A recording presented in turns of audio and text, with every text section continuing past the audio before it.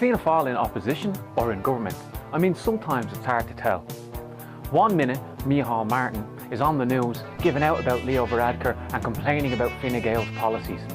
He sounds like he's a champion of the working class and of the people.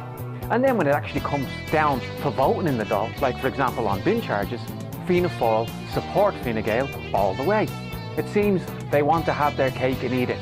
They want to be in government by supporting Fine Gael through the confidence and supply agreement, and they want to pretend that they're in opposition in the media to try and get votes. It suits the Irish ruling class to have two right-wing parties dominate the political discourse in this country because it limits the options that people think are available. But thankfully, in the last general election, Fianna Fáil had their second worst election ever. But there's a danger that they can return. Fianna Fáil are an unusual right-wing party. When Fianna Fáil Taoiseach Charlie Haughey came to power, the trade union bands turned up to play a nation once again. Fianna Fáil were able to build a working class base by using both nationalist rhetoric and the promise of economic advance. They could be the A-team for the Irish rich and also try to appeal to workers. But how did Fianna Fáil win this working class base?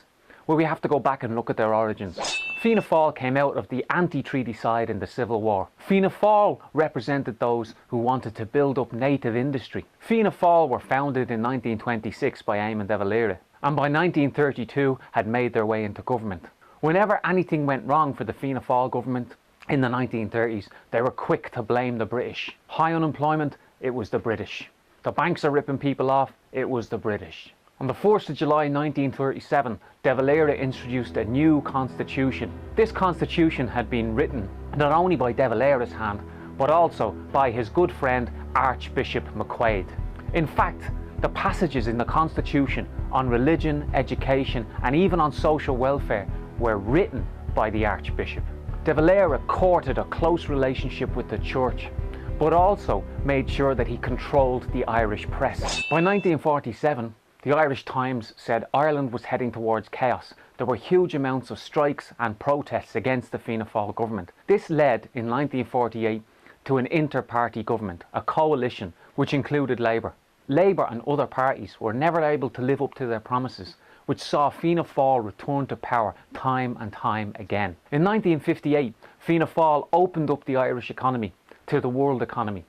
The world economy was booming at this stage, and Fianna Fáil weren't responsible for the fact that our economy, once the gates were opened, played catch-up with the world economy. In the late 1960s, Fianna Fáil had an active policy of reaching out to the Irish rich. For example, the councils owned all the quarries in the country. Fianna Fáil Minister Todd Andrews decided to underfund our railways to push people onto the roads. All the old state-owned quarries were handed over to Roadstone, who then had to cover the roads. Roadstone then put the profits they made for this into Ansbacher accounts, which were set up by Fianna Fáil ministers so that they didn't have to pay a penny in tax. At the end of the 60s, there was huge strike waves and protests and a radicalisation of Ireland north and south. But again, the Labour Party didn't live up to the promises that they made.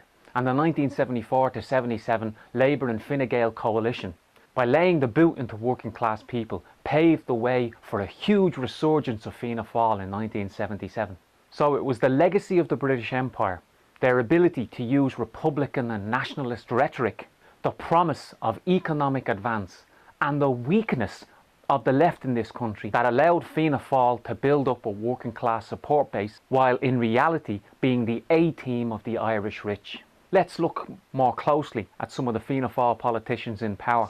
Charles Haughey was given $1 million by AIB the day before he became Taoiseach. Him and his mates also set up the Ansbacher accounts, where the Irish rich were able to hide their money in an office on Dame Street, claim that it was outside of the country so they didn't have to pay tax.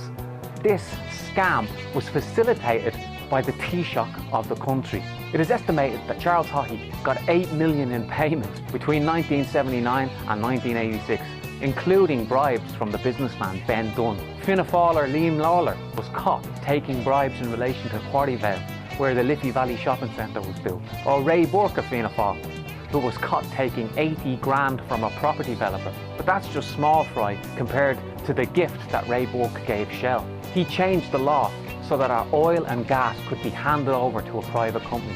Let's also not forget that it was Fianna Fáil who bailed out the banks, but one of the most corrupt of all was Bertie Ahern. He received 39 grand in bribes. This leopard hasn't changed its spots. Fianna Fáil have always been a party of the Irish rich.